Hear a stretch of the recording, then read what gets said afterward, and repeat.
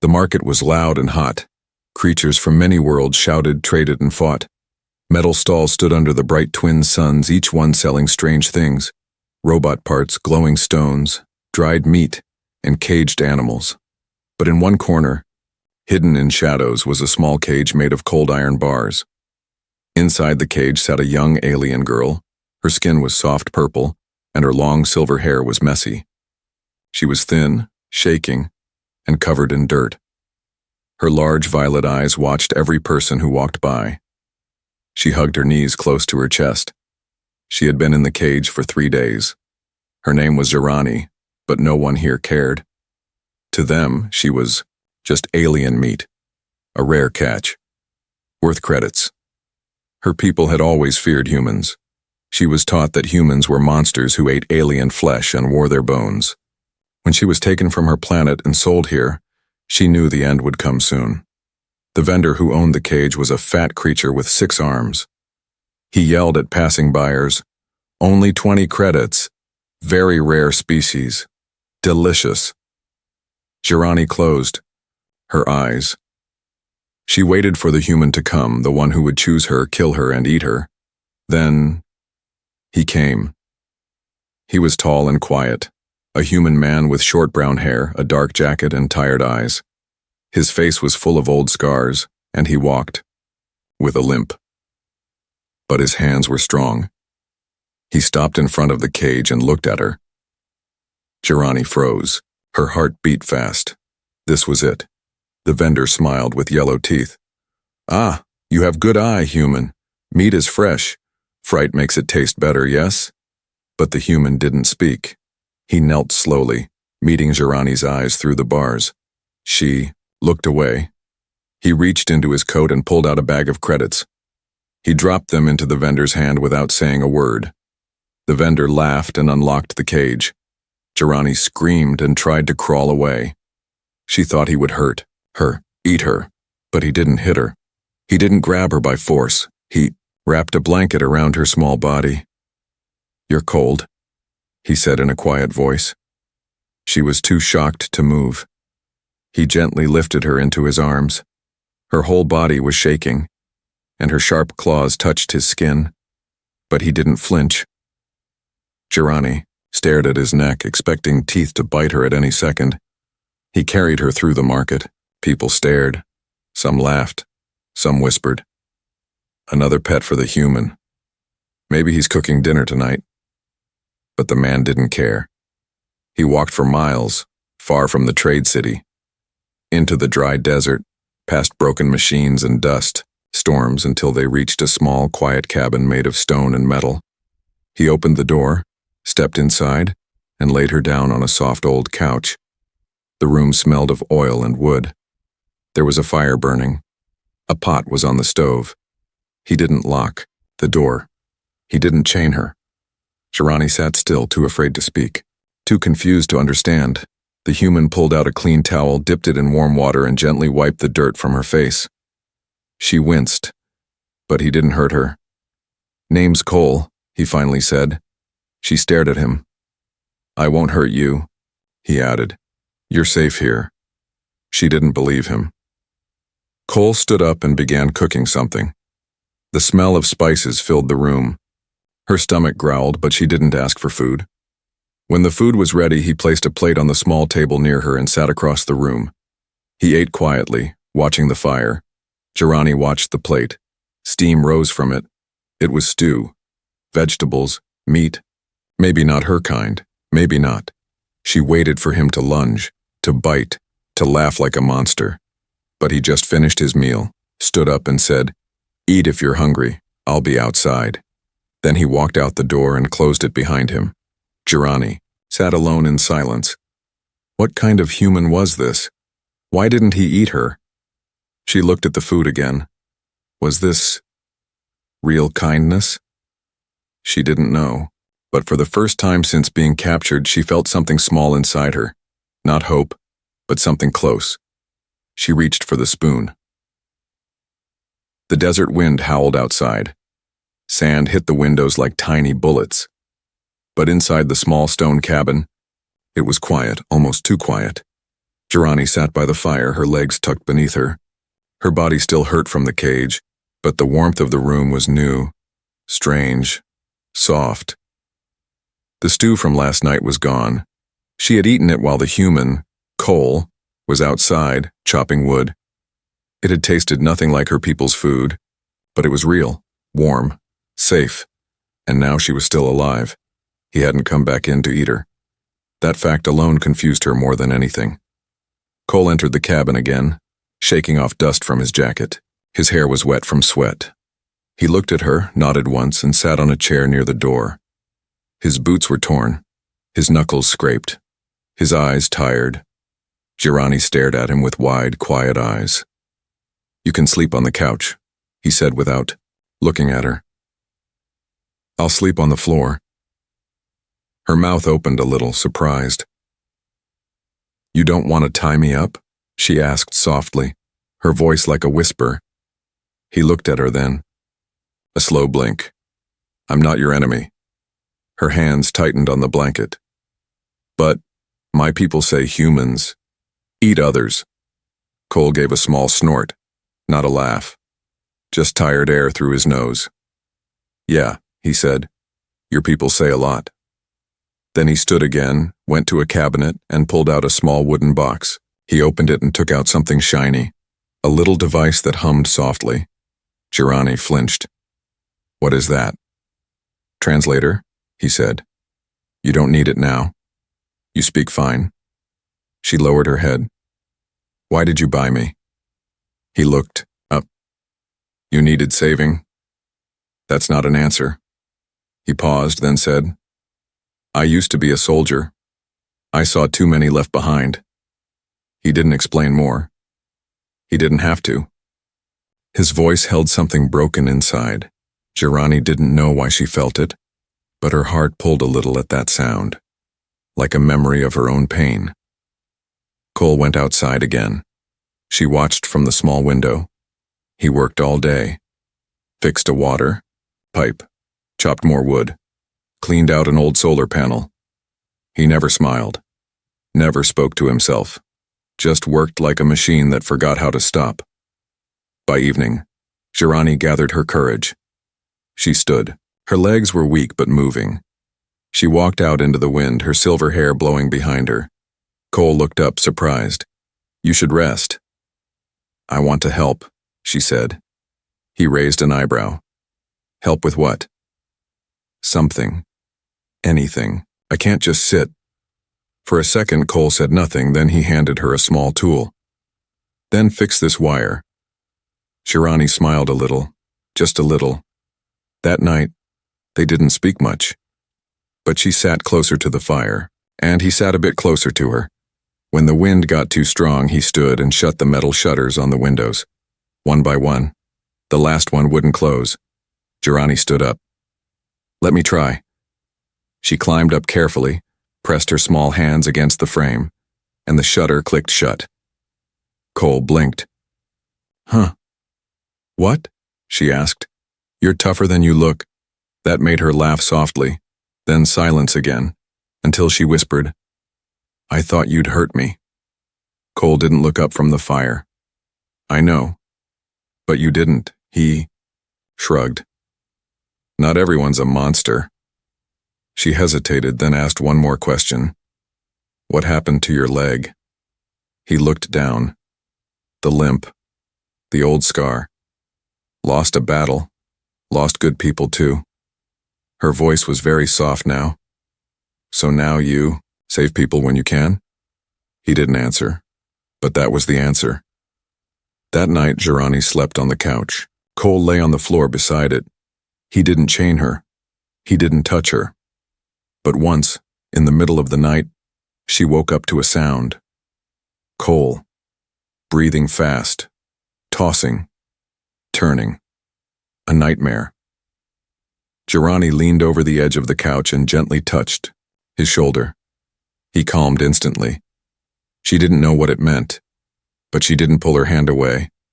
And for the first time in her life, she wondered, maybe humans weren't the monsters. Maybe monsters wore familiar faces. And maybe, just maybe, Kindness was more powerful than fear. The next morning, the desert was quiet. No wind, no noise. Just still air and the soft sound of birds that lived in the rocks nearby. Jirani opened her eyes slowly. For a moment, she forgot where she was. No metal bars, no shouting vendors, no fear, just a warm couch, and a blanket that smelled like soap and old firewood. She sat up and looked around. Cole wasn't inside. The cabin felt bigger without him, in it. Safer, but also a little too quiet. She stood, walked to the door, and peeked outside. Cole was there, sitting on a large rock just beyond the cabin. A plate rested beside him. He stared at the open land like he was waiting for something that never came. Jirani stepped out into the sunlight. He turned when he heard her footsteps. "You're awake?" "Yes," she said. "I made breakfast." She blinked. "For me?" He stood and held out a plate with both hands. "You didn't eat much last night. Thought I'd try again." Jirani stared at the food. It wasn't fancy.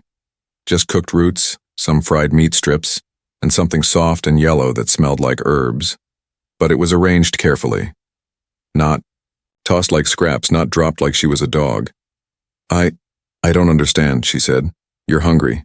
I can see it in your eyes." She stepped forward slowly, ready to grab it, but her hand stopped midair. "I've seen what humans do," she whispered. "You take, you burn, you eat people like me." Cole's eyes didn't look angry, just tired.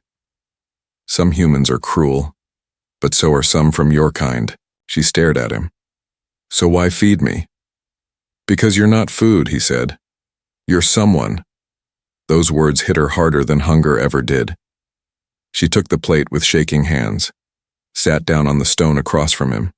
The wind moved, her silver hair like a curtain between them. The first bite was slow. "Careful." She paused, chewed, swallowed. Then she looked at him again.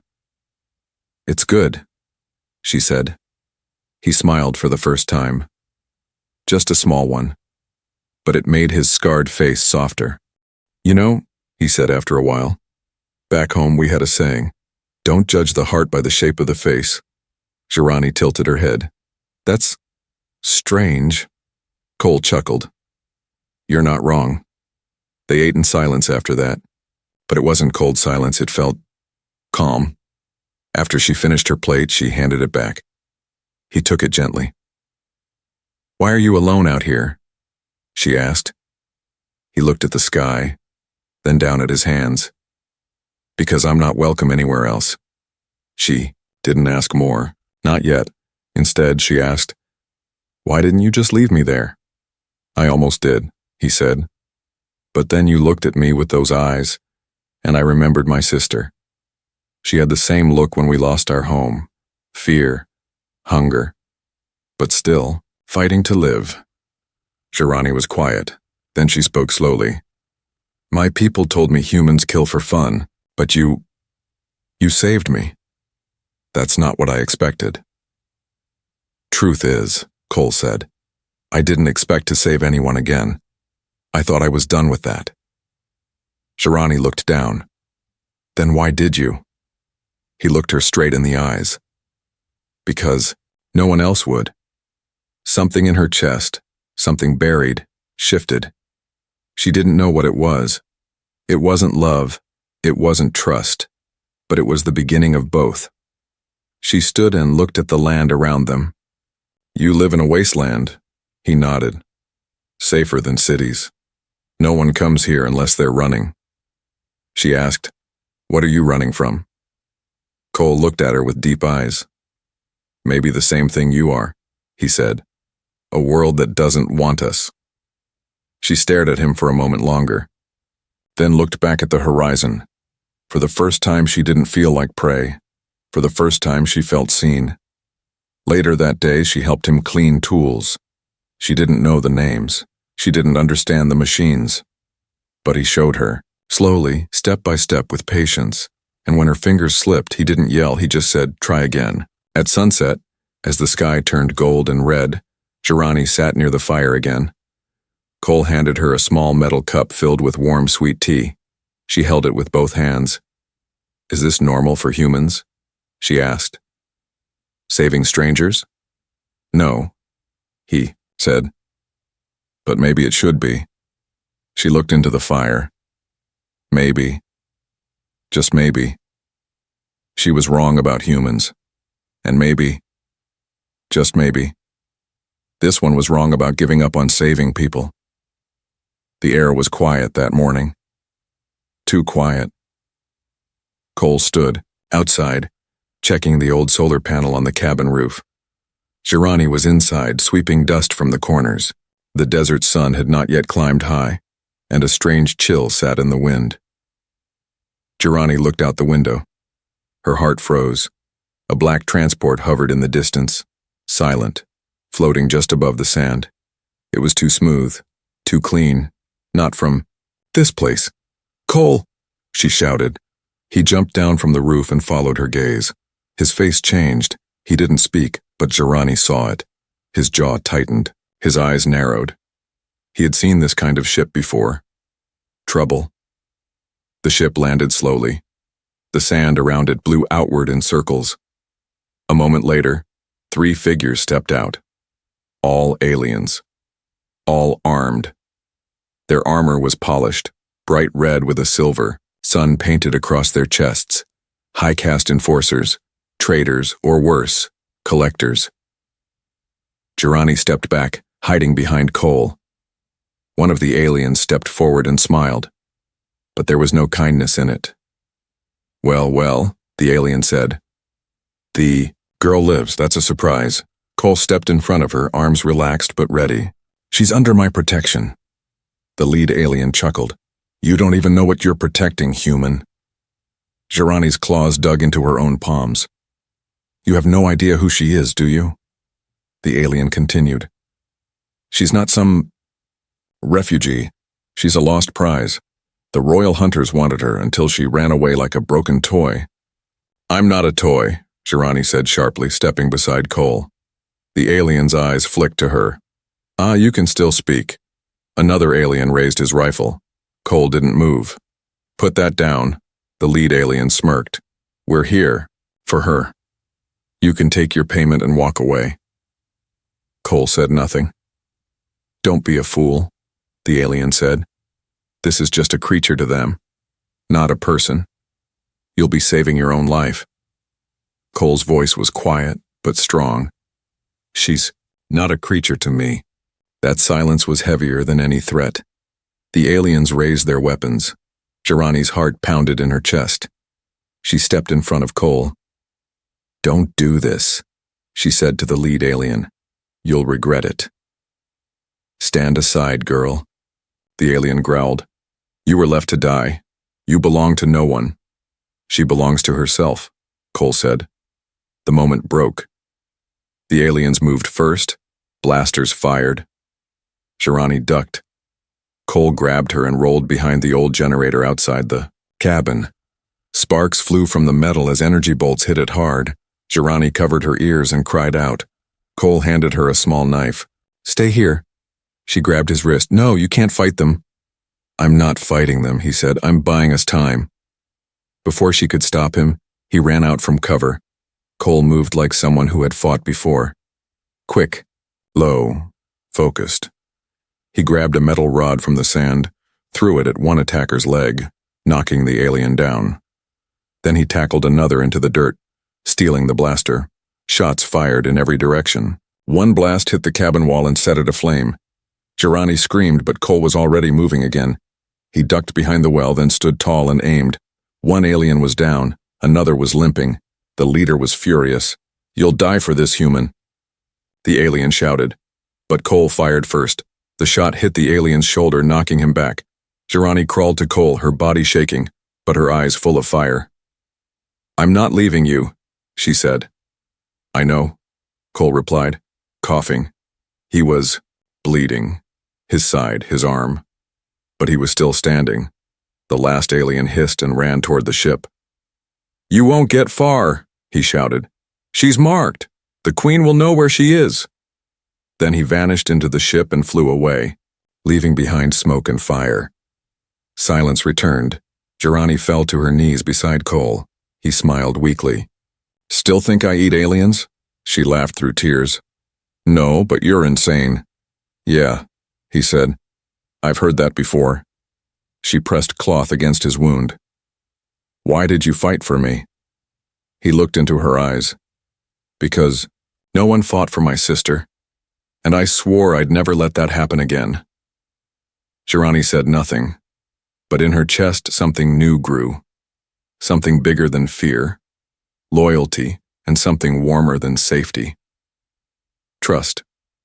The fire was dying. Smoke floated above the broken cabin roof. A small flame still crackled in the corner, but the worst had passed. Sand had poured through the shattered windows and covered the floor like a quiet grave. Cole lay on the ground, his shirt soaked in blood. Jirani knelt beside him, her small hands pressing cloth against his wound. Her body trembled, not from fear but from something deeper, something that hurt worse than pain. She thought she had no tears left. She was wrong. "I told you to stay down," Cole whispered, his breath short. "I told you not to get shot," she whispered back. They both smiled, but only for a second. Jirani's face turned serious again. "We need to stop the bleeding." "There's a medkit in the cabinet," he said, voice thin. She ran to the old cabinet, nearly ripping the door off. The medkit was buried under rusted tools and wires, but she found it. She returned fast, opened it, and began cleaning the wound. "You've done this before," he said, watching her. "I've had to," she said softly. "When my mother punished me." Cole blinked. "Your mother did this kind of thing?" Jirani nodded without looking up. "She's not like your mother's, she's the Queen of Velthari." His eyes widened slightly. "Your royalty?" She nodded. "Not wanted royalty." She placed a healing strip over his wound. It glowed faintly blue. "My mother called me a defect. My back is slightly curved and my voice too soft for a warrior. So she ordered me cast out, quietly, without scandal." Cole stared at her. "She sent her own daughter to die?" "Yes. They told others I got lost during a hunt, but it was planned. They left me in the jungle. Tied." Her voice cracked, "But I escaped. I ran for days. I was picked up by traders, then sold. I was passed from hand to hand like trash, until I ended up in that cage." Cole's hand reached up and touched her wrist gently. "You didn't deserve any of that." Her lips trembled. "I thought you were going to eat me." He gave a tired smile. "You're still here." "Yes," she said. "Because of you." She sat beside him now, the med kit open, bandages scattered. Her hands were stained with his blood, but she didn't care. He looked at the ruined cabin. "They said your mother will find you, that you're marked." Jirani nodded. "All royal daughters carry a tracker beneath the skin, near the neck." "Can you remove it?" She hesitated. "It will hurt." Cole coughed. "Not more than this bullet wound." She stood, walked to the tool bench, picked up a thin blade. Then she knelt beside him. "Are you sure?" "Do it." She pushed his hair back, looked into his eyes, and then, with care, she cut a small line just below her own neck. Cole's eyes widened. "What are you doing?" "Not yours," she said. "Mine first." She pulled out the small glowing chip, sticky with blood. She crushed it beneath a metal plate. It sparked and smoked. Cole couldn't speak. "You saved me," she said. "Now I save you too." She turned to him. "Now your turn." Cole grinned faintly. "I think I'm the one who's supposed to be protecting you." "Too late," she replied, wiping her tears and lifting the blade. She removed his tracker too, a small black dot under his skin he didn't even know was there. "No more chains," she said. They both sat back, breathing slow. The fire had gone out now. Only smoke remained, but something else rose between them. Not smoke, not fear, something invisible but strong. I won't run anymore, Girani said. Even if your people come? She nodded. Even then? Why? He asked. She looked at him with steady eyes. Because I'm not scared of dying anymore. I'm only scared of not living, and with you, I feel alive. Cole closed his eyes, just for a second. Then we better fix this cabin, he said. She laughed. Together they began cleaning up. Together, they moved forward, not as human and alien, but as survivors, as something closer. The sky above the desert had changed. A storm of colors danced in the stars. Purple clouds moved across the night sky, glowing from within.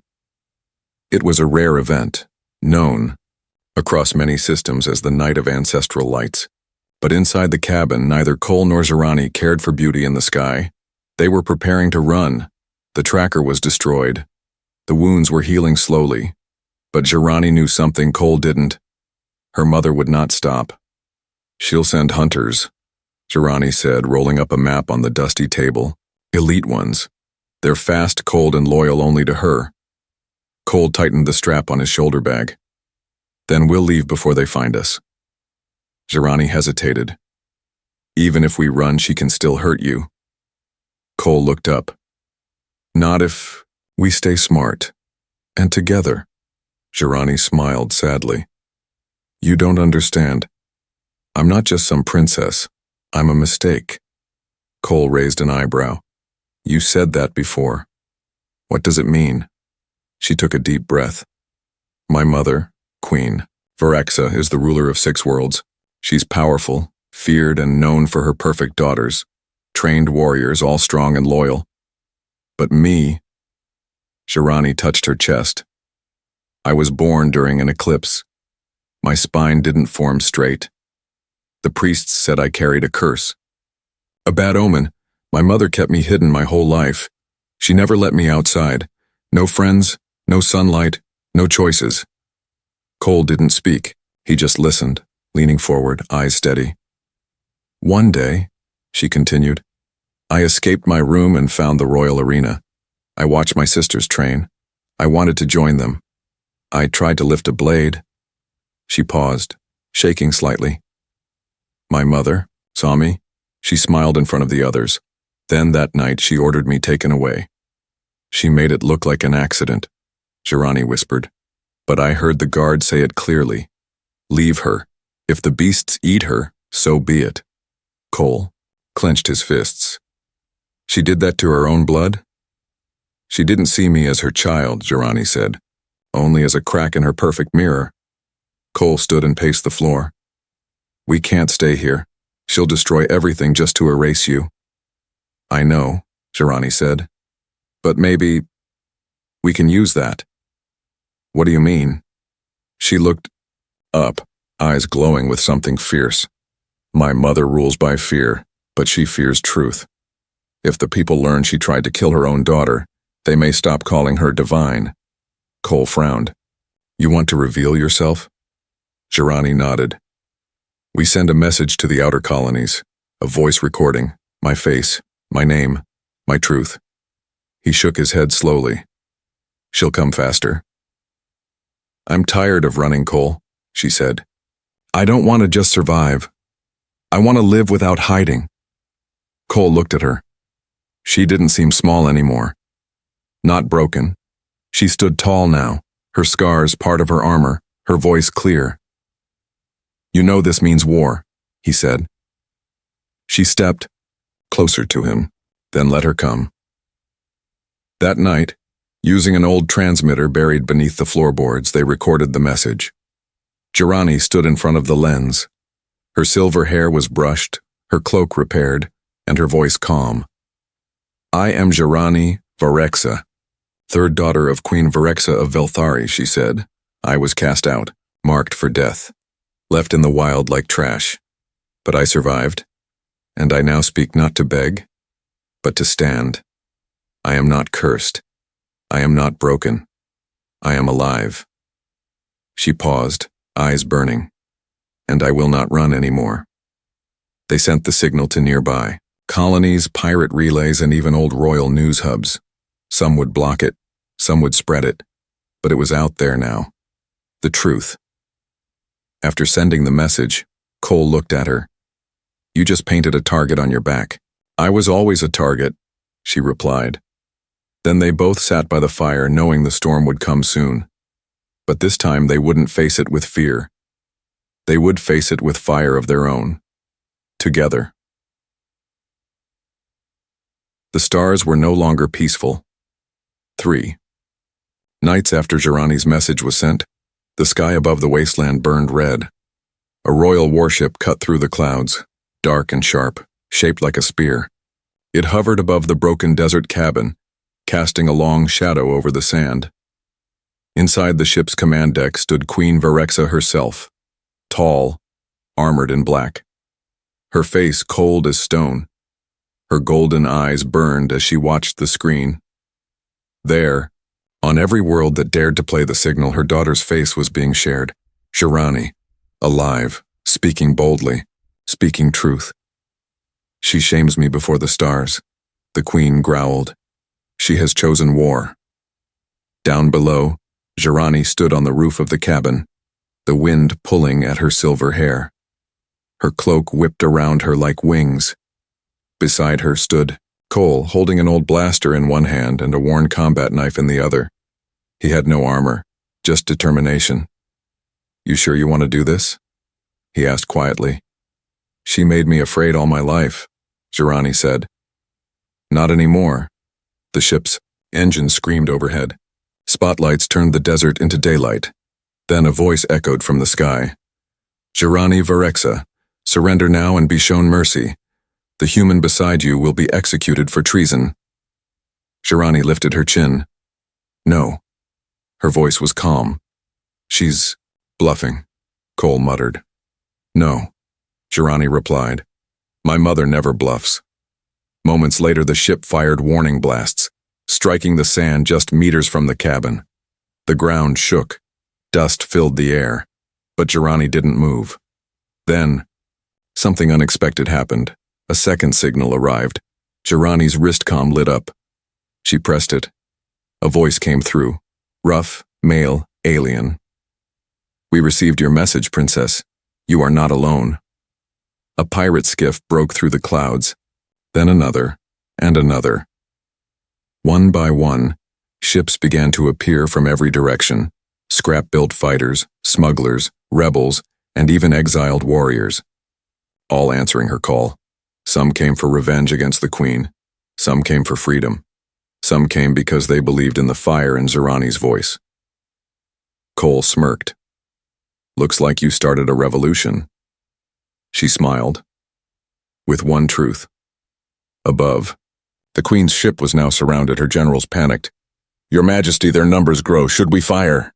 Virexa stood still, her lips tight. No, she said coldly. I will deal with my daughter myself.